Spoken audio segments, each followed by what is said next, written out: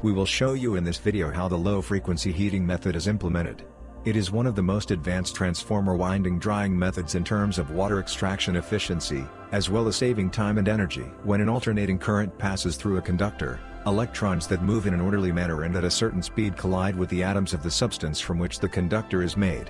In this case, part of the energy of the electrons is converted into heat and the conductor heats up. The idea behind the low-frequency heating method is to make heat produced controllable and to use it to remove water from the winding insulation. In order to put this method into practice, we need to use a frequency converter to convert the network 3-phase current with a frequency of 50 or 60 Hz into a 3-phase current with a frequency of 1 Hz.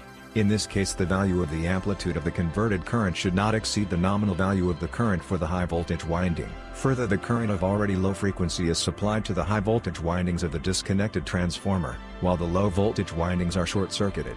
Due to the magnetic coupling between the high and low voltage windings, a controlled current also begins to flow in the low voltage windings. As a result of the flow of low-frequency currents, the high and low voltage windings are heated from the inside to a typical drying temperature of 110 to 120 degrees Celsius.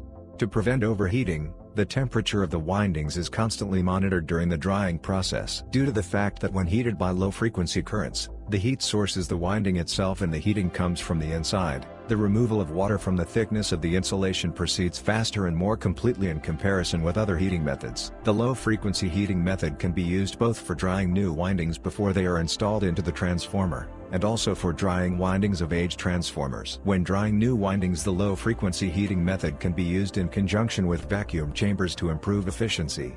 In this case, low-frequency currents warm the windings up well, and the released water in the form of steam is removed from the chamber due to evacuation. When drying the windings of aged transformers, it is possible to use thermal vacuum drying or vacuum freezing of water vapor together with a low-frequency heating module simultaneously. This eliminates the need to pull the windings out of transformer.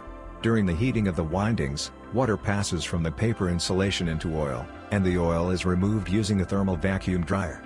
After one drying cycle, the water content in the transformer solid insulation does not exceed 1%. The low-frequency heating method can be used to dry the windings of new or functioning transformers of any size in repair shops and in the field.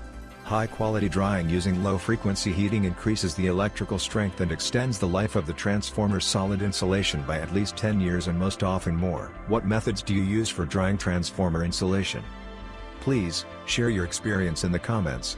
To not miss our new videos on the topic of transformer maintenance, subscribe to the GlobeCore channel and receive notifications.